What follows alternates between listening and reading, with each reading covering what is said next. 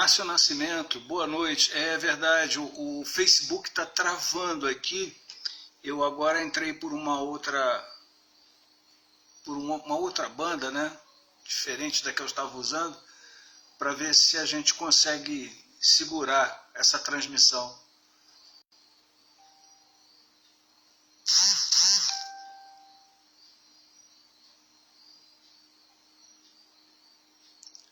Boa noite a todos que estão chegando novamente.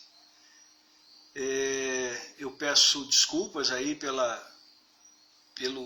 queda na transmissão, mas eu estava com problema na banda que a gente estava usando aí, estava travando demais, a impressão que eu tinha é que vocês não estavam me ouvindo, e acho que não tinha retorno, né?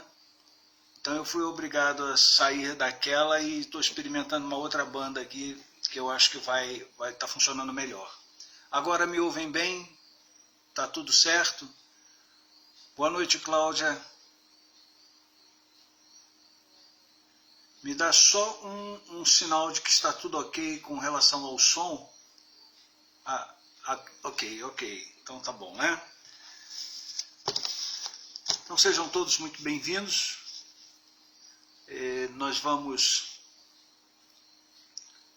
trabalhar hoje uma página de um livro do Francisco Cândido Xavier, que é de psicografia de Emmanuel,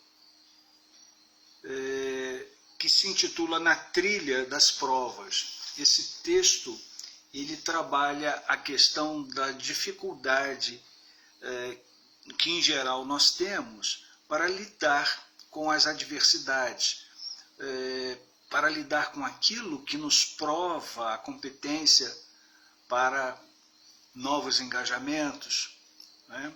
Para novas investidas de progresso, de evolução. E a ideia é a gente conversar sobre exatamente qual é o pensamento, qual é a visão, qual é a leitura que a gente deve ter em relação a essas provas. Eu vou fazer uma leitura de uma página do livro Vigiai e Orai, do irmão José, pela psicografia do Carlos Bacelli, que se intitula Nunca te digas. Nunca te digas sem tempo para auxiliar. Nunca te digas incapacitado de cooperar nas boas obras. Nunca te digas sem ânimo para continuar enfrentando as lutas do seu caminho. Nunca te digas entregues às circunstâncias, sem disposição para viver. Nunca te digas fracassado na convivência com os familiares de temperamento difícil. Nunca te digas desacreditado das pessoas, mesmo quando tenhas sofrido ingratidões. Nunca te digas sem amparo dos amigos que te assistem do mais alto. Nunca te digas inflexível em tuas opiniões.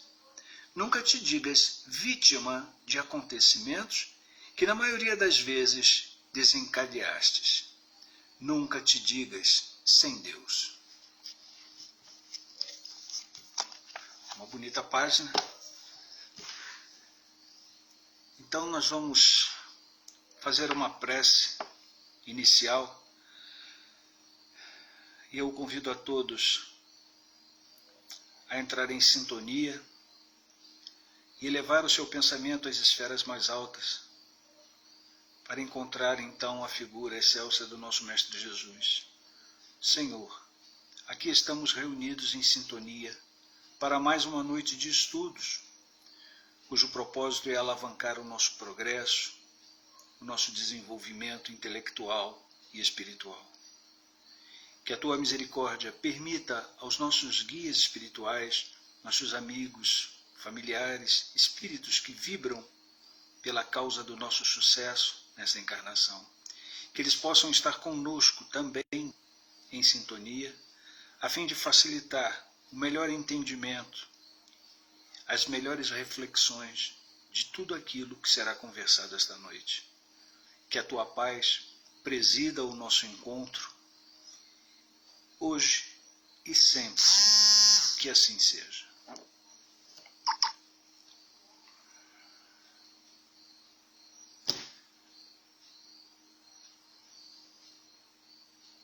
Muito bem.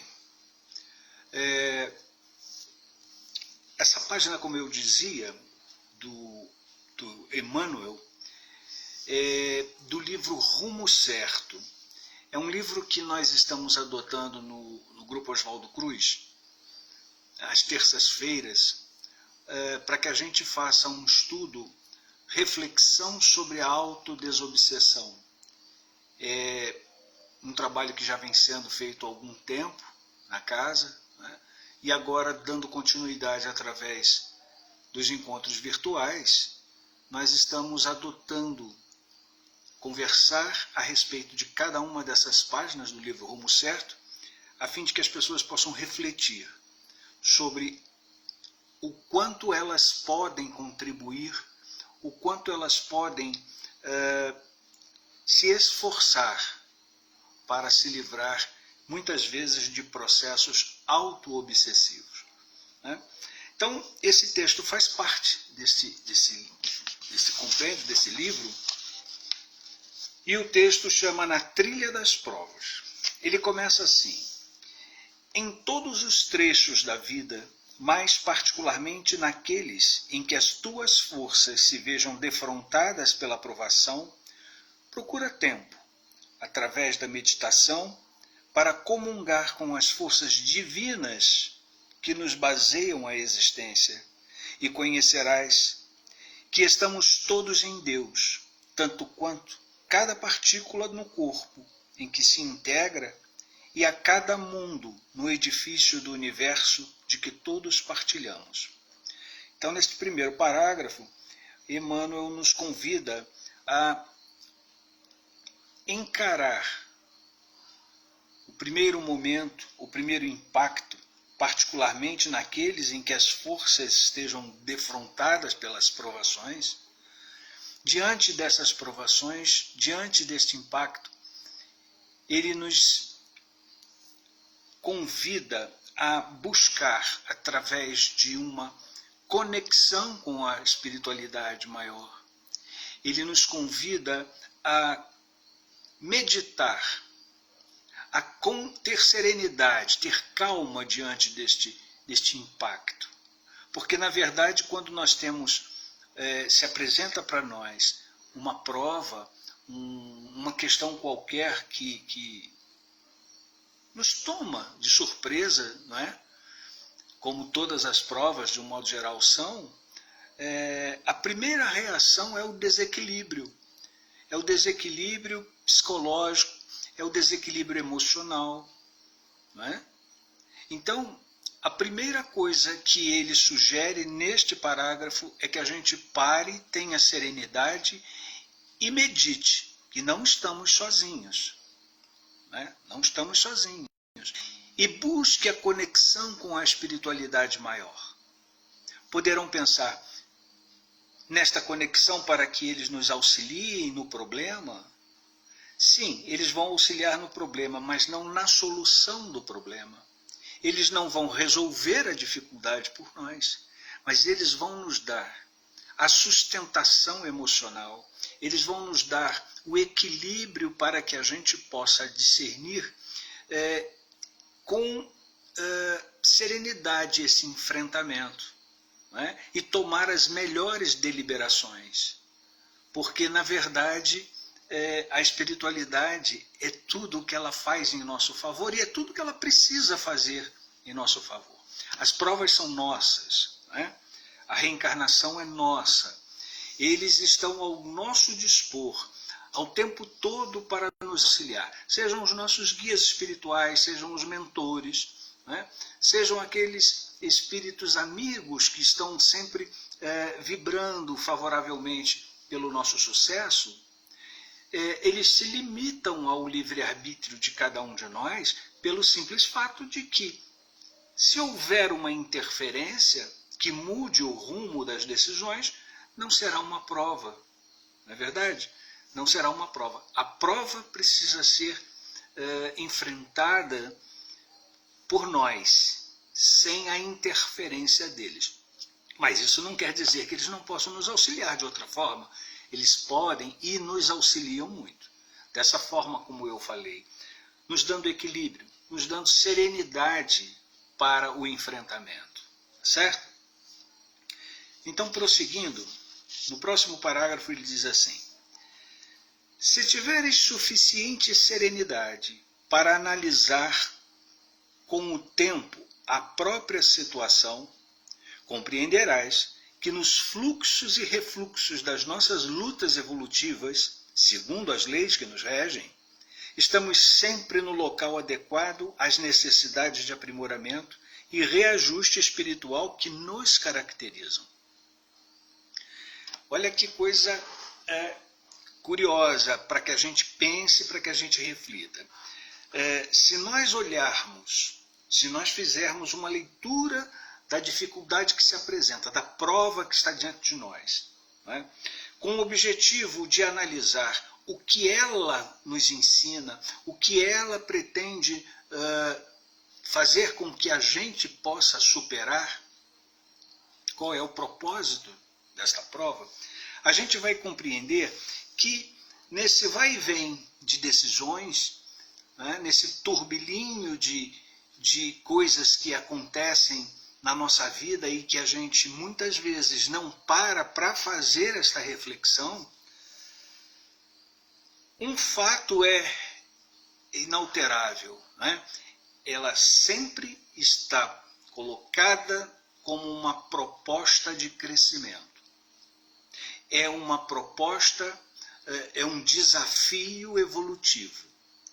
Toda e qualquer prova que nos surja, seja ela de pequeno impacto ou aquelas que causam grande impacto, né? Para nós, para nossos familiares, não importa, mas encarar esta dificuldade, encarar este desafio com serenidade, com tranquilidade e buscar sempre responder esta questão: o que esta prova me ensina? A maioria de nós, diante de uma dificuldade, geralmente diz: Deus, por que isso acontecendo comigo? Por que isso está acontecendo comigo? Né? A pergunta certa é: o que isto pretende me ensinar? O que eu posso aprender com essa circunstância, com essa situação? Né? Porque, sem dúvida nenhuma, nós vamos sair dessa situação, seja ela crítica ou não, nós vamos sair melhores. Nós vamos sair fortalecidos desta prova. Agora, se diante desta prova a gente não tiver esta serenidade e nem se preocupar em refletir sobre isso, nós vamos mergulhar numa perturbação tal de caráter emocional, de caráter psicológico, tá certo? E esta perturbação, ela simplesmente nos fará perder o foco daquilo que precisa ser decidido corretamente.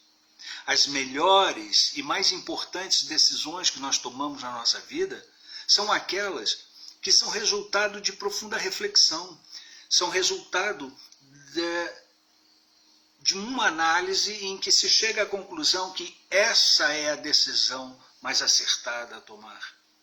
Não é? Considerando um elenco de questões que envolvem essa reflexão, do ponto de vista do quão prejudicial a consequência pode ser, cada decisão que a gente queira tomar, né? É aquele momento em que a gente diz: bom, se a gente fizer isto, pode acontecer isto, aquilo outro, cotejando com o outro lado. No entanto, se eu fizer assim, pode ocorrer isto. Essas considerações são de extrema importância. Vocês poderão dizer assim para mim, principalmente as pessoas mais maduras emocionalmente, mais equilibradas, poderão dizer assim: mas não é assim? Infelizmente não. Infelizmente não. O que a gente vê no processo auto-obsessivo são circunstâncias, como ele coloca aqui, nós estamos sempre gerando consequências. Não é? Em cada atitude, em cada pensamento, em cada decisão, a gente está sempre gerando consequência. Ok? Ora, se diante de uma circunstância, eu não tenho a serenidade para analisar, não é de se esperar que se tenha um bom resultado, um resultado equilibrado, um resultado equivalente à justa colocação daquela proposição para nós. Porque essas provas são sempre justas. Veja bem, ele diz aqui, se tiver serenidade para analisar com o tempo as nossas, compreenderá que nos fluxos e refluxos de nossas lutas evolutivas, segundo as leis que nos regem, quer dizer, não tem nada de impróprio no que está acontecendo com a gente. Estamos sempre no lugar adequado às necessidades de aprimoramento e reajuste espiritual que nos caracterizam. Então, todas as provas que surgem para nós, que nos parecem críticas, elas são críticas porque são provas destinadas especificamente a nós. E com isso eu quero dizer que um grande problema que apareça para mim pode ser banal para uma outra pessoa que esteja diante de uma circunstância semelhante. Tá certo? E é exatamente esta diferença que está caracterizado pela propriedade desta prova. Tá certo? Se é difícil para mim, se é uma prova que vai me confrontar, que vai me obrigar a sair da minha zona de conforto para tomar uma decisão, esta prova denuncia que eu preciso de exercícios nessa área, que eu preciso exercitar esta minha capacidade. Já o outro, para o qual isto é banal, para o qual é uma prova desta mesma natureza, com esses mesmos padrões, é uma coisa muito simples, denuncia que ele já passou por esta etapa, ou pelo menos ele já tem a maturidade necessária para fazer as escolhas adequadas disso. Então não chega a ser exatamente uma prova para ele, né? É prova para nós, porque nós ainda precisamos trabalhar essas dificuldades em nós. Por isso ele diz, necessidade de aprimoramento e reajuste espiritual que nos caracterizam. Lembram de uma frase evangélica que diz que a cruz não é mais pesada do que a gente pode carregar, que cada um tem o fardo que pode aguentar? É exatamente nesta linha de raciocínio. Porque cada prova, cada fardo, cada cruz é proporcional ao nosso potencial de encará-lo, o nosso potencial de enfrentá-lo e de sair vitorioso. Certo? Vamos em frente. Emmanuel segue dizendo, na condição indicada em que devemos estar para o desempenho de determinadas obrigações, chamados a executar essa ou aquela tarefa que mais nos aproprie ao adiantamento moral, conforme o programa traçado pelos orientadores da vida superior. Então vamos aqui por etapas. Ele diz que nós precisamos de serenidade e reflexão na condição indicada em que devemos estar. Ou seja, ele aqui dizia que nós precisamos dessa serenidade porque nós estamos diante de uma prova que nos é própria. Aqui ele já diz que nós estamos numa condição indicada ao que nós precisamos fazer e de acordo com o desempenho das obrigações que nós precisamos tomar. Tá certo? Chamados a executar essa ou aquela tarefa que mais se apropria ao adiantamento moral. Então, repetindo o que dissemos lá, ou reafirmando o que dissemos anteriormente, nenhuma prova nos é proposta que não tenha por objetivo alavancar o nosso progresso. Entende? Então, quando ele diz aqui que essas condições que são colocadas, elas são colocadas para o nosso, exclusivamente o nosso adiantamento moral, ele está se referindo exatamente isso. Conforme o programa traçado pelos orientadores da vida maior. Não é? O que ele quer dizer com isso? Quando nós decidimos ou temos permissão para uma reencarnação, para um novo projeto de provas, para que a gente possa evoluir, porque a encarnação, classicamente na definição, ela serve para quê? Ela serve para acelerar, para alavancar o nosso progresso. Não quer dizer que a gente não evolua na erraticidade como espírito desencarnado. A gente evolui, tá certo? Mas a encarnação, ela faz com que a gente alavanque, dê celeridade àquilo que nós precisamos ainda trabalhar, precisamos ainda desenvolver e temos dificuldade. Então, como diz na Escola dos Artífices, nada supera o exercício, a experiência vivencial, né? Nenhuma teoria dá tanto embasamento quanto a prática, quanto a se arregaçar as mangas e entrar no exercício da atividade. A encarnação é a mesma coisa. Então, quando a gente vai para a encarnação, a gente vai com um elenco de pontos a serem superados por nós. Tá certo? Esse elenco, ele é estimado em parte, exclusivamente em parte, não é o todo, porque os nossos débitos são imensos, né? Nós não teríamos a possibilidade de reparar os nossos equívocos e ainda avançar em superação das nossas limitações numa única encarnação. Se perguntar, isto é possível? Isto é possível, Jesus diz que é possível. Entretanto, as nossas limitações, as nossas relutâncias em seguir pelos caminhos adequados, nos faz causadores de novos conflitos e acabamos adquirindo novos débitos, tá certo? Então, para cada encarnação, nós temos um elenco do que já temos competência para enfrentar. Se alguém dissesse, meu mentor, eu quero agora reencarnar e quero enfrentar todas as minhas limitações, quero pagar todos os meus débitos nessa encarnação.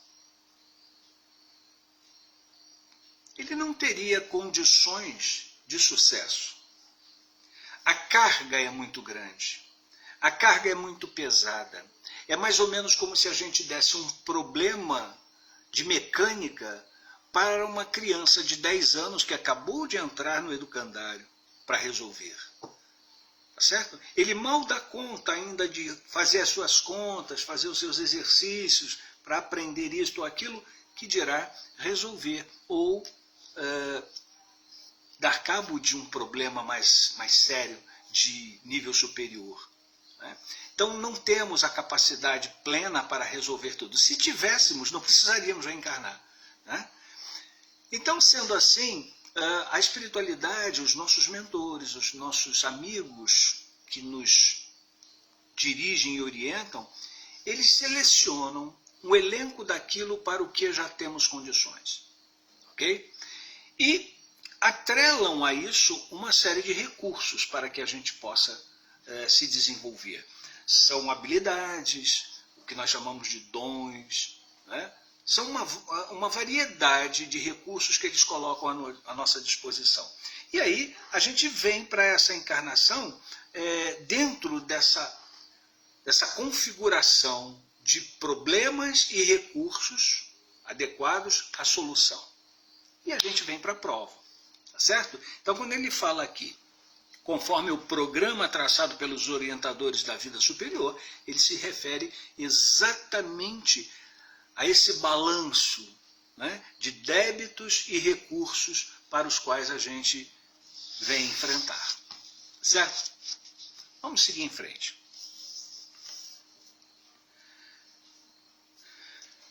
Prossegue ele. Na equipe de criaturas afins, com que nos cabe desenvolver o mandato que se nos descerra a possibilidade de servir, com os dons e desafios, dificuldades e vantagens que nos compete aceitar e manejar no trabalho a que fomos conduzidos em proveito próprio. Então, daquele elenco de recursos que nos foram colocados à disposição para esse enfrentamento, para essa encarnação, é o que ele diz. Nós vamos ter aqui um elenco de pessoas com as quais vão formar conosco uma equipe de trabalho. E às vezes a gente não percebe isso, né? A equipe de criaturas afins. Esses afins são aqueles com os quais nós vamos nos reunindo ao longo da vida por afinidade. Nós vamos constituindo amigos, nós vamos constituindo seres, amizades com essas pessoas que nos são simpáticos, seja porque têm os mesmos gostos, seja porque compactuam conosco em algum ponto. Por isso somos afins. Então, com essa equipe de criaturas afins, é que nos cabe desenvolver esse mandato que se nos descerra a possibilidade de servir uns aos outros. Eu falava que a caridade, muita gente fala da caridade como a caridade material. Sim, a caridade material ou a benemerência, a beneficência, ela é um braço caritativo, mas ela não é a caridade em si. Né? A caridade, como Jesus a ensinava, é bondade, indulgência e perdão. Basicamente isso, bondade, indulgência e perdão. Então a caridade, ela é na essência imaterial, tá certo? E dentro dessa imaterialidade, a gente pode considerar todos aqueles elementos relativos às nossas relações pessoais. Então eu diria que, por exemplo, ouvir um amigo é caridade. Não reagir a um destempero do próximo é uma caridade.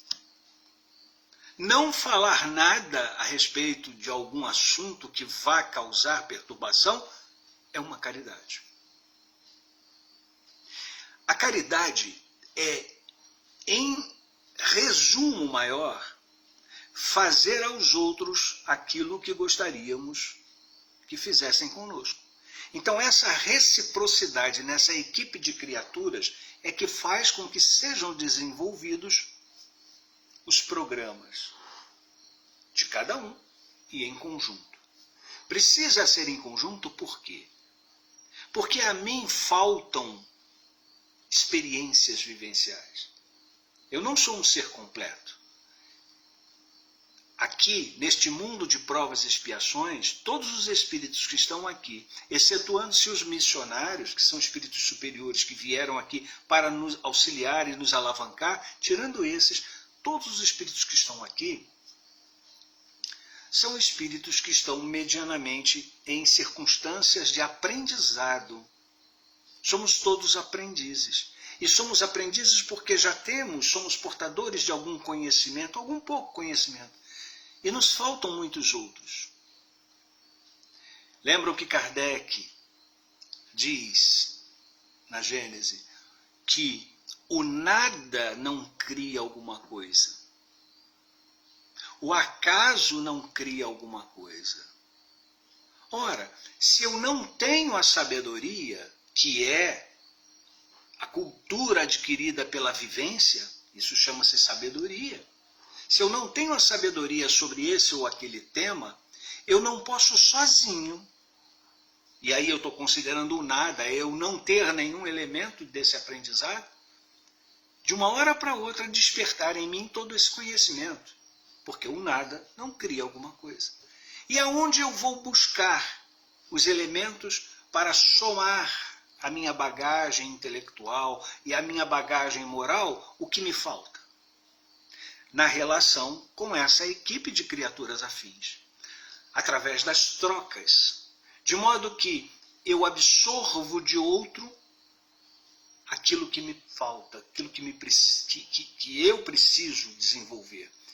Eu adquiro dele essa experiência, pelo exemplo dele, seja um exemplo positivo ou um exemplo negativo, porque ambos ensinam, não é? Desde que você tenha olhos de ver e ouvidos de ouvir, você saberá que tudo nos ensina. E é aí que eu vou somando a minha bagagem. E é por isso que se diz que o ser humano é um ser gregário. Por que ele é um ser gregário? Porque ele precisa, para o seu desenvolvimento, se reunir. Ele precisa estar em vivência grupal. Certo? Nós temos assim um sábio. Uma pessoa que... Um sábio não quer dizer que sabe tudo. Ele só é uma pessoa que sabe mais. Né? Mas se ele está aqui, eu volto a insistir. Se ele está aqui, e apesar de sábio, ele ainda está em aprendizado. Aí este sábio, ele resolve se isolar numa caverna, sabe, num mosteiro. Ele se isola da sociedade. O que ele faz com isso? Ele evita a possibilidade do seu conhecimento ser compartilhado com aqueles que buscam esse saber. E talvez ele deixe de ter a oportunidade de colher das pessoas à sua volta o que eventualmente falte à sua completude. Ok? Então, é fundamental que a gente lance um olhar às pessoas que estão à nossa volta e compreenda que todos à nossa volta são cooperadores. Na grande maioria, na quase totalidade das vezes, essa cooperação ela é inconsciente. Né? Essa cooperação, muito raramente, ela é, vamos dizer assim, de tal forma consciente que ela se torna uma cooperação espontânea. Na maioria das vezes, as pessoas em suas relações vão ensinando e vão trocando por uma experiência vivencial, pura e simplesmente. E aí vamos apartando o joio do trigo, separando o que serve do que não nos serve. Tá certo? Mas, de qualquer forma, o texto diz que na equipe de criaturas afins, com que nos cabe desenvolver o mandato que se nos descerra a possibilidade de servir. Nós não vamos conseguir servir se nós não estivermos reunidos com essas pessoas, como um monge que se recolhe, não é? No isolamento, no insulamento. Ali ele perde a oportunidade de servir e de também ser servido. Né? Acaba deixando assim um hiato muito grande de conhecimento, de possibilidades, e geralmente quem faz isso comete um equívoco diante das leis divinas. Por quê? Porque, como eles dizem, a espiritualidade nos informa, nós viemos aqui para servir, assim como Jesus veio aqui. Ele disse, eu não vim aqui para ser servido, eu vim aqui para servir. E ele tinha toda uma bagagem de conhecimentos, né? Imensa, um espírito de escola que ele era. Que ele é? Era não, é. Imaginem se Jesus se recusasse então ao convívio com a sociedade, né? Ao contrário, ele ia exatamente aonde estavam os mais necessitados, certo? Ele ia na condição de médico espiritual para acender a lamparina de cada um, da espiritualidade de cada um.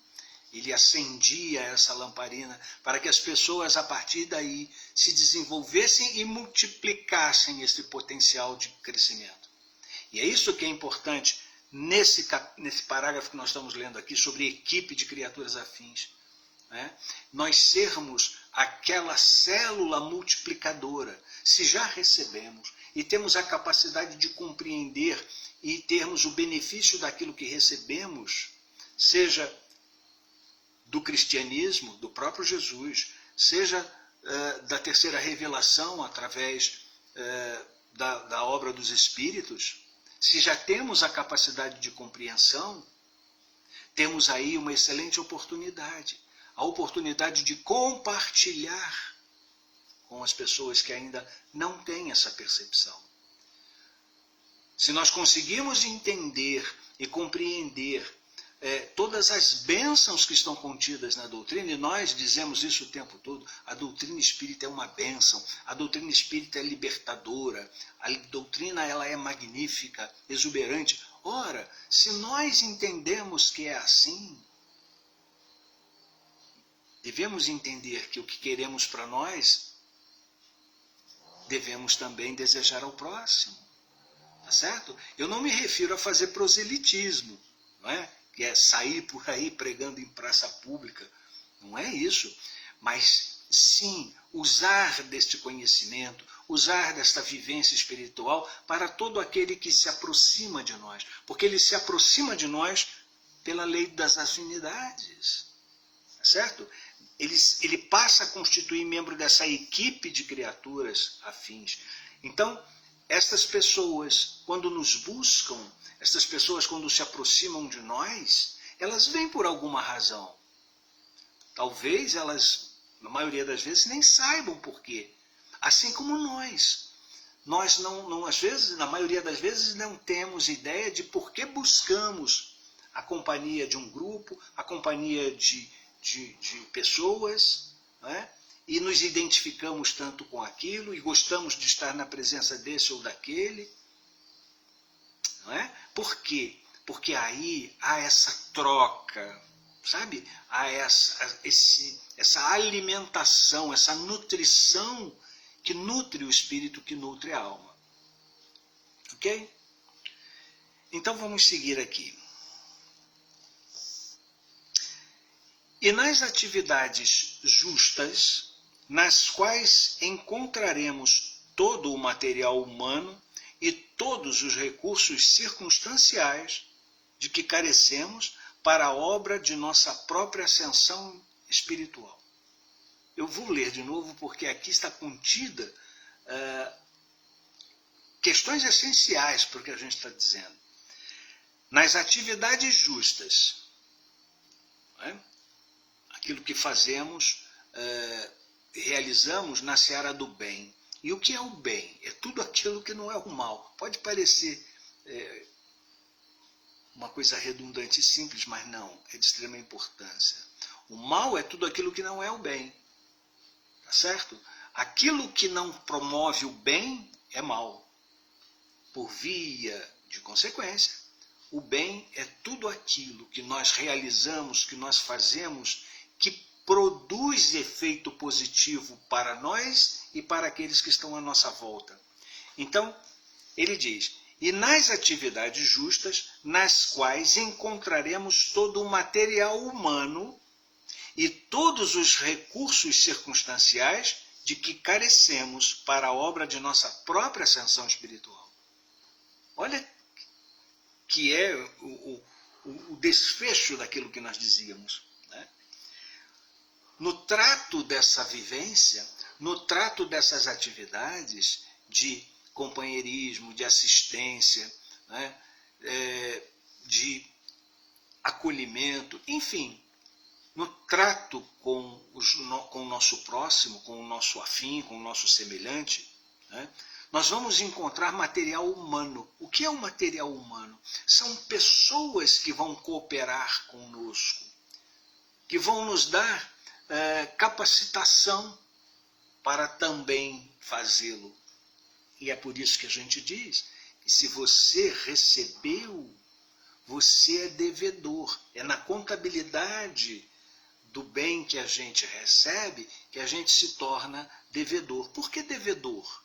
Por que devedor? Se nós recebemos um crédito, nós não podemos ficar só com ele para nós. Nós temos que compartilhar o que recebemos com outras pessoas. E assim flui a economia da evolução espiritual e intelectual entre as pessoas. Tá certo? Então nós vamos ter esse material humano para trabalhar. E mais, e todos os recursos circunstanciais. Todos os recursos. Eu falei que quando a gente vem para a encarnação, a gente vem com um conjunto, que eu gosto de brincar dizendo que é a mochila do MacGyver. Né? Quem é da minha geração lembra que o MacGyver era aquele personagem de uma série de televisão que ele resolvia todos os problemas. Ele sempre tinha um grampo, um alfinete, um clipe, e com ele, junto com um chiclete e uma gota de detergente, ele conseguia fazer até bombas. Então, a gente costuma dizer que quando uma pessoa é extremamente habilidosa e sabe resolver muitos problemas, é um MacGyver, né? Então, quando a gente vem para a encarnação, a gente vem com uma mochila semelhante à do MacGyver. Porque ali, nessa mochila, estão contidas todos os recursos, que nos são necessários para a nossa experiência vivencial. Ninguém vem sem esse recurso. E se vier sem o recurso necessário a um determinado enfrentamento, esse enfrentamento não surgirá. Porque ele não tem competência, porque ele não tem os recursos para fazer esse enfrentamento. É assim que a justiça divina atua. Não é? Então, é como ele diz aqui, nas nossas atividades justas, na quais nós vamos ter todo o material humano, vamos também encontrar todos os recursos circunstanciais. Todos os recursos. Eu vou dar um exemplo de recurso circunstancial. O Chico tinha um propósito de trabalho na promoção social, que ele assistia materialmente inúmeras pessoas, inúmeras famílias. Né? O Chico era responsável por cestas básicas, o Chico era responsável, às vezes, até para ajudar no estudo de alguém, ajudar no desenvolvimento profissional de alguém, enfim, tudo aquilo que estava ao alcance do Chico realizar para o próximo ele o fazia. Pois muito bem, quando ele não tinha como fazer, a divina providência promovia uma forma dele receber os recursos para fazer. É o que ele diz aqui. Teremos todos os recursos circunstanciais de que carecemos para a obra da nossa própria ascensão espiritual. Todos os recursos. Eu vou dar um exemplo, né? Conta na biografia do Chico que ele estava assim às vésperas da distribuição de cestas básicas de alimentos aos pobres, aqueles que ele assistia, né? Eu não gosto dessa expressão assistência aos pobres, porque na verdade todos nós somos assim carentes, todos nós somos pobres de alguma coisa, né? E a gente pensa que é só material. Não, quanta gente tem inúmero recurso material, mas é muito pobre de espírito também, né? Pois bem, chegando àquela época, o Chico estava assustado porque ele não tinha nada para distribuir. Não tinha nada. E aí ele fez aquilo que Emmanuel nos recomenda aqui. Né? Ele não se desesperou. Ele, em serenidade, com a confiança que ele tinha em Deus, que ele tinha na capacidade desse Pai provedor, ele orou e pediu por uma ajuda. Né? Então, assim, no dia da distribuição, procuraram, as pessoas já chegando, e ele já sem saber como faria, chegou um senhor perto dele e falou assim: quem é seu Francisco Cândido Xavier? Sou eu. Ele disse: olha, doutor fulano de tal mandou entregar esse caminhão aqui de cestas básicas para o senhor, porque é uma contribuição que ele quer dar para o seu trabalho assistencial. É assim que as coisas acontecem. É através de um de nós que o recurso chega para o necessitado. Assim como acontece conosco. Quando estamos necessitados diante de uma prova, diante de uma dificuldade, inquietos, né, ansiosos, angustiados, e rogamos de forma justa por um justo recurso, uma ajuda, um auxílio que seja justo. O que eu estou dizendo um auxílio justo? Por que é justo? Porque é algo que pode nos auxiliar de fato, né, e não nos substituir. Então você está ali, eu estou sem orientação, eu não sei o que fazer, eu estou desanimado, não sei, não tenho nenhuma luz de por onde começar, não sei como resolver. E aí, você, como ele disse lá no início, né, em todos os trechos da vida, mais particularmente naqueles em que as tuas forças se vejam defrontadas pela provação, procura tempo, através da meditação, para comungar com as forças divinas que nos baseiam, que nos alicerçam. Nenhum de nós está só. Nenhuma prece fica sem ser ouvida. Se ela for uma prece justa, ela não só será ouvida, como será também atendida. E ainda que não seja justa, aquilo que for justo nos será concedido, ainda que em parte, né? Então, a proposição é esta, que diante de uma prova, diante de uma tribulação, nós nos recolhamos com confiança em Deus, com confiança naqueles que nos assistem, sabe? Porque é na hora da prova que a gente recorre à espiritualidade, né? Então, recolher-se e entrar em conexão com a Divina Providência e pedir a eles que nos auxiliem, com o auxílio que seja próprio, porque ele diz aqui, com os recursos circunstanciais, ou seja, aquilo que seja próprio naquele momento, para que a gente então possa fazer a obra da nossa própria ascensão espiritual. Porque esse é o propósito, né? A nossa ascensão espiritual. Então, trabalhar por nós mesmos é ter a serenidade de agir com tranquilidade para tomar as melhores deliberações. E se não temos a certeza de estarmos no caminho mais justo, mais correto, pedir auxílio à espiritualidade é sempre muito oportuno. Eles sempre falarão ao nosso coração, ao nosso ouvido, não a decisão a ser tomada, mas por que caminhos devemos olhar a situação. E aí vamos ter uma visão mais clara.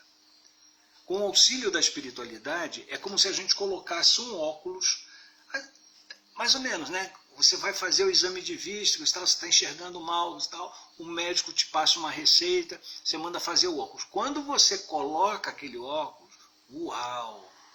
As coisas são nítidas, as coisas são mais claras, né? São mais percebidas por você.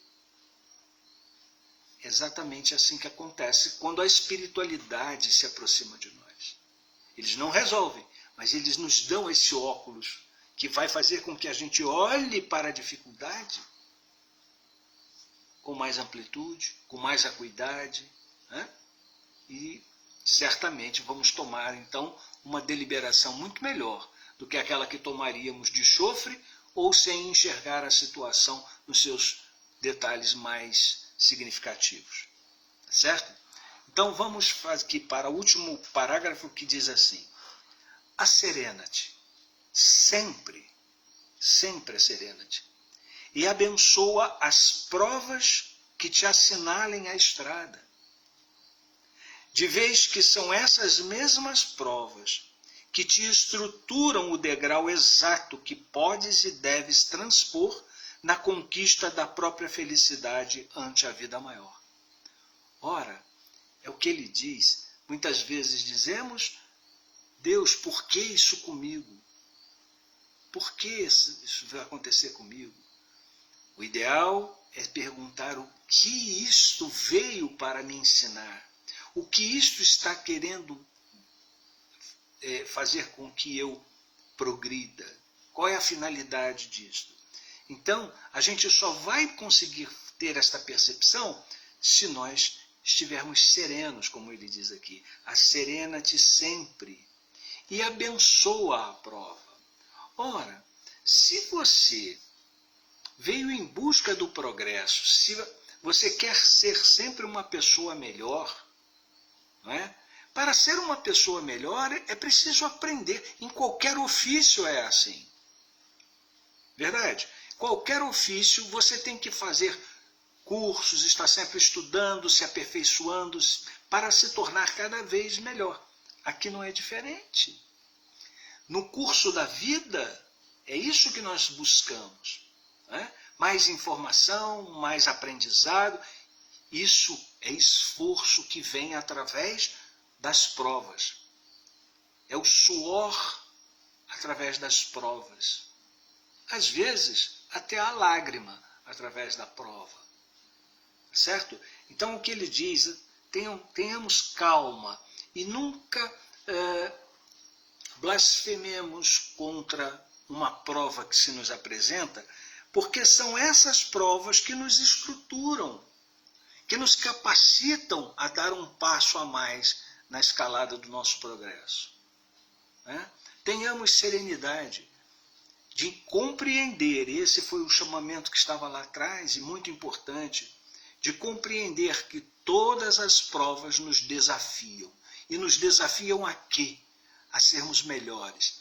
E eu vou fechar esse discurso, nós temos 4 minutos, eu vou fechar esta página falando do seguinte, se a prova deve ser bem-vinda, se a prova deve ser assim a alavanca para o nosso progresso, né? Nós precisamos compreendê-la sempre, sempre dessa forma. O mais importante que nós temos a fazer é não desejar uma vida serena. Sabe aquele mar sereninho, sem ondas, com aquelas ondinhas marolinhas, água fresca, ou então um céu azul, sem nuvens. Diz o ditado que mar tranquilo nunca fez bons marujos. Não é? Nunca fez bons marujos. Então, o que nós precisamos?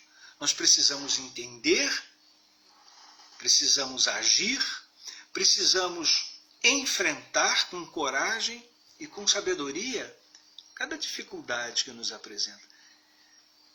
Alguém dirá, e eu vou concordar, quando disserem, mas Luiz Fernando, isso não é fácil. Não é. Se fosse fácil, não seria uma prova, como eu falei, para aquele outro que diz assim, isso para mim é mole, porque ele já passou, ele já ganhou a experiência. Não é? Agora, se eu ainda estou no desafio do enfrentamento, se eu ainda continuo nesta jornada com dificuldades, que eu bendiga esta prova, que eu enfrente esta prova com o máximo que eu puder de compreensão, com essa serenidade. Tá certo? Eu já estou sendo despedido aqui. Então, boa noite para todos. Me pediram, eu vou fazer uma prece de encerramento. Tá certo? Senhor Jesus, te agradecemos por mais esta oportunidade de encontro. Te agradecemos por tudo aquilo que recebemos, reunidos aqui em sintonia. E te pedimos, Senhor Jesus, que nunca nos falte as provas que alavancam o nosso progresso. Porque sabemos, Senhor, que sem elas não seremos capazes de progredir. Permanecendo sempre na mesma jornada, sempre à beira do caminho. Abençoa, Senhor, esta noite, esta semana, e ajuda-nos a cumprir esta missão de crescimento e de progresso, e ajuda-nos a ser cooperativos com o progresso dos outros. Que a tua paz esteja presente em nossas vidas, hoje e sempre. Que assim seja. Eu agradeço a oportunidade da casa, pelo convite, tá certo? E que tenham todos um bom final de semana. Tá bom? Fiquem em paz.